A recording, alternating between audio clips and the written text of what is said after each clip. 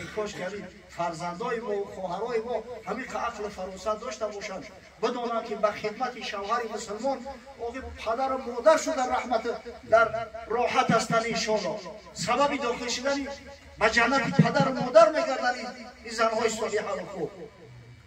انا میگم زن باشه که امرش کرده اطاعت کنه به فرمان از خانه نبراید اطاعت شوهر را به جا بیاره. زن که در کوچه ها به تک باشد زن نباشد که متصق باشد.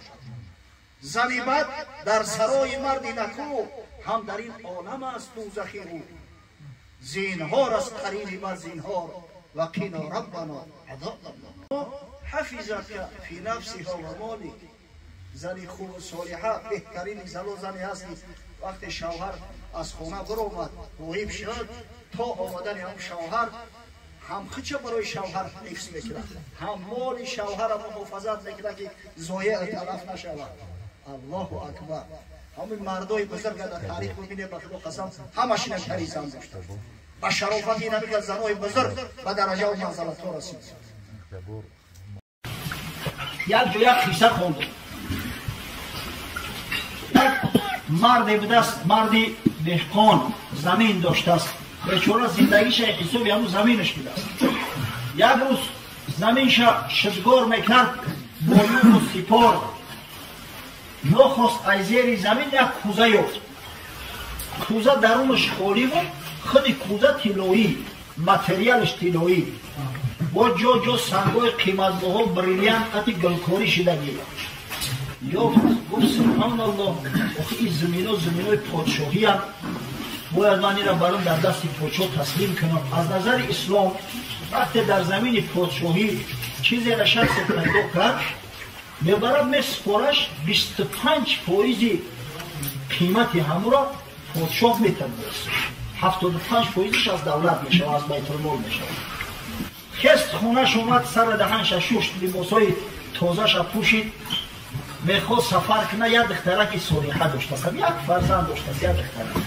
او پدر در این بگه روز عقل کجا داری؟ او بچه هم خیلی یک کوزه طلایی افتم برم امیره در دستی پوچه گفتم حلالش کنم امیره. این با فکرم که قیمتش بسار باز بینه خیلی باهای خوب داره اما 25% بوده خیلی انشاءالله زندگی با خوب میشه. میام خونه و در ایسری نو ایمان میکنم جهازی تر تیار میکنم پرد میتونم. وقتی دختر کوزه را دید گفت پدر جان این تو میدونی این صدها هزار قیمت داره.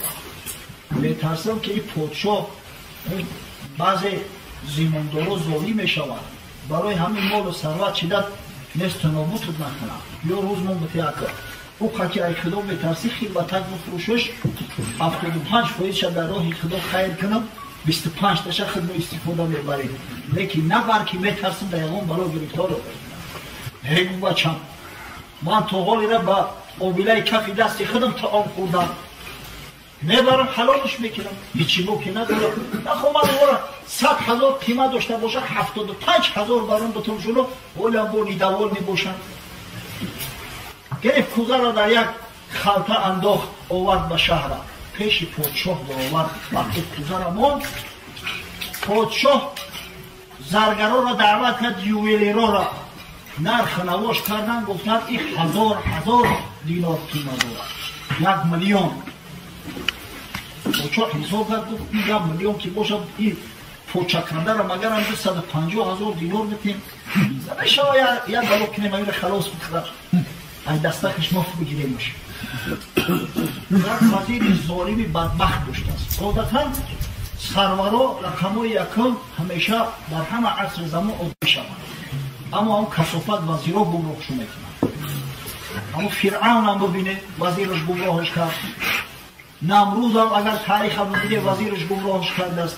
اگر وزیر صالح و ترس باشه انشاءالله ملک و بزرگ میشود مصلحتهای خوب میده میکنه ظالم باشه وای به حال اهل امت. این وزیری بدبخت میگه که بگوش که دسته کوزه را کجا کرده است کوزه به دسته کوزه را بگیره بیاره مایلش بگویرم 150,000 میتونم دستش اول بیاره. و پوچو سخت گرفتی مرده که تو دسته را کجا کردی میگه دستش بیاره من 150,000 دینار رو میتونم. گفت حضرت آخی وقتی این من پیدا کردم دسته نداشت. گفت چرا تصیام میکنی؟ کوزه به دسته نشده، آدم به دست نمیشه و کوزه به دست نمیشده، بچه خیلی را میبردونه نباشد. هر قدر بیچاره زوره و التجا کرد، این ظالم گفت قبول نکرد. گفت بخی گم شو که گفت در زندان پرتو.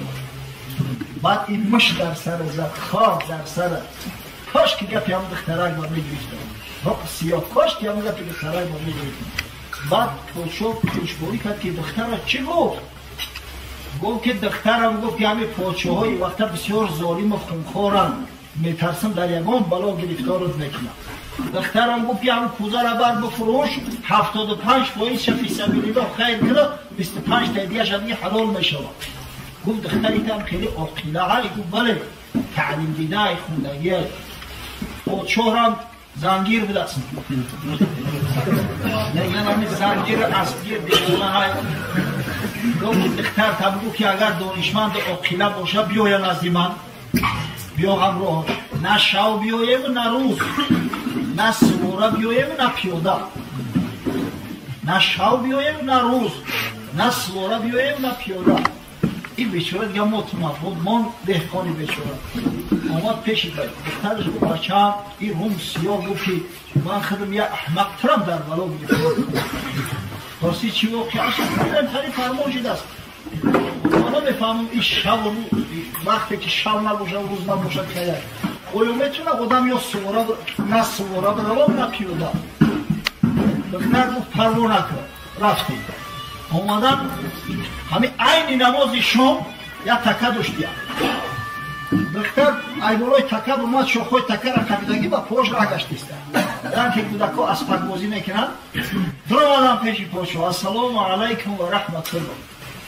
پاشو گفت تو کی؟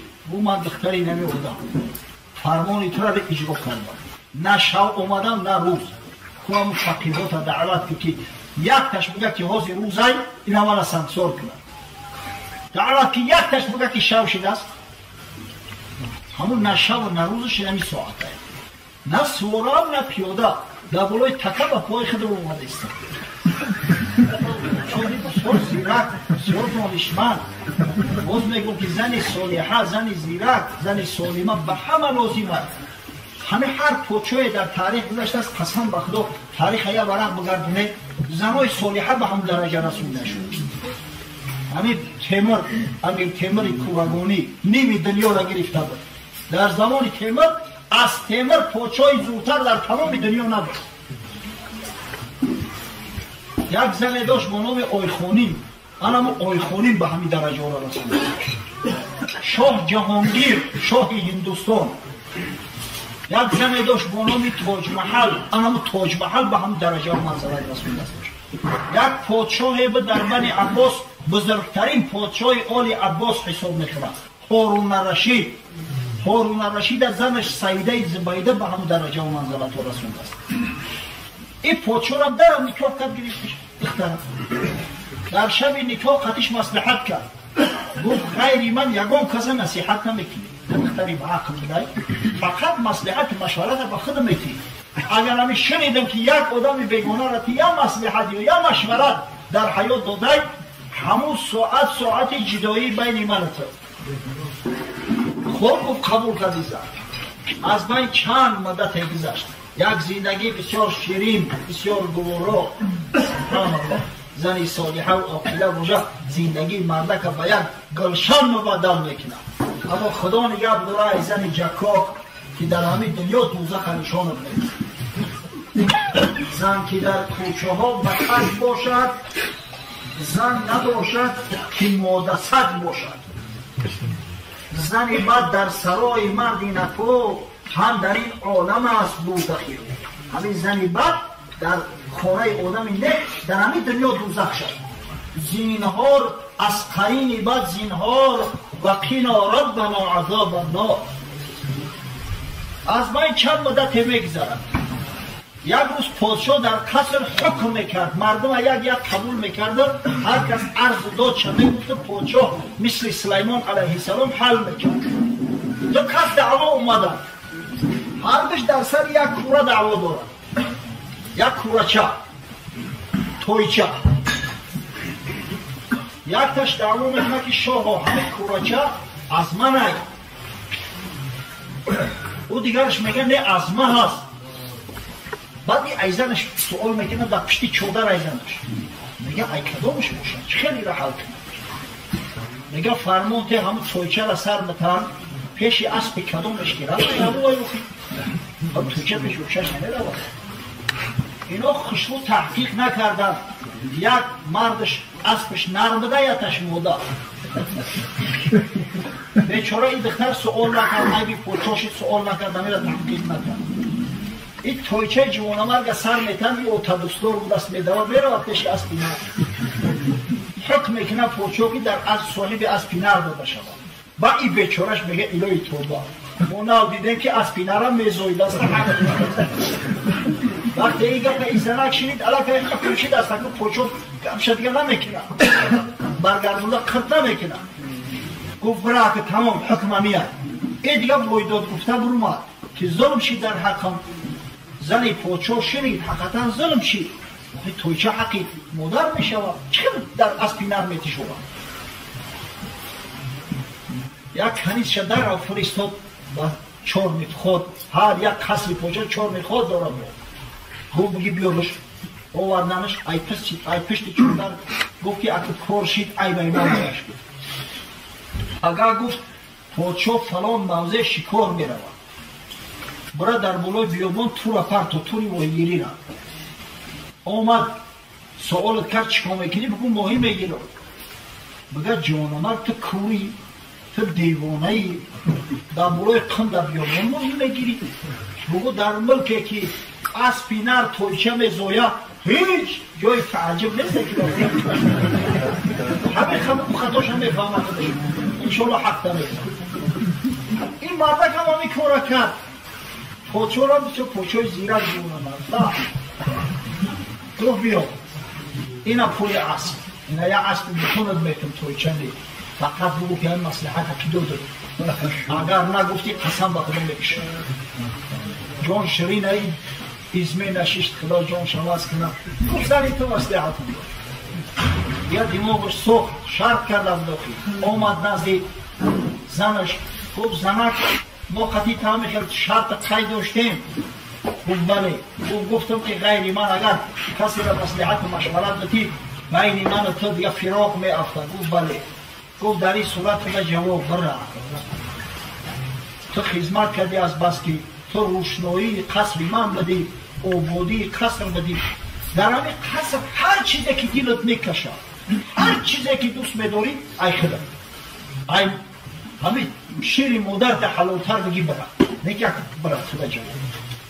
این زنک بود بسیار خوب زنک به عقل میگن پود کسیر سموشا через желудок یا پشنیدگی او همین زنک به عقل طعام خوب میپسند با طعام خوب همیشه شوهر طرفی خیلی جلب میکنه.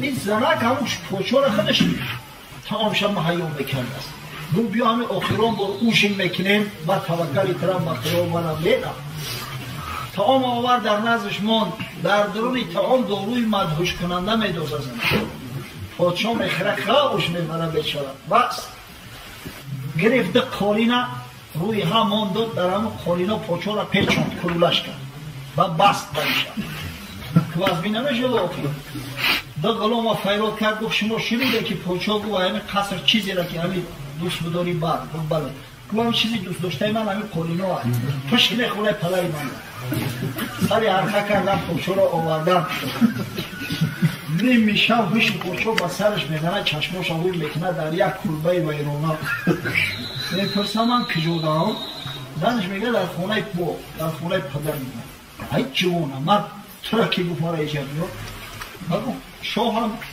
گفتی که هر چیزی دوست دار تبا آخی در رو قصر گفت دوست داری من تی عزیزترین چیزی من تی بیت من رو قصر چکار کنم مالی رو قصر چکار کنم پوچو گریان شد آبی دیدش جاری شد گفت لعنت بر کسی که با قلب زنی صالحه نمیرسه باز از من نکاحش کرده گریت خانه شد این زنی صالحه اینه خیلی نعمت هست اینه کراخانه آباد و همخانه دوست، خدا را به رحمت نظر سوی اوست. امروز زاکر جان ما زن گرفته است، زنی صالحه، زنی مستوره، زنی که سطر میپوشه، قرآن میخونه، اهل نماز است.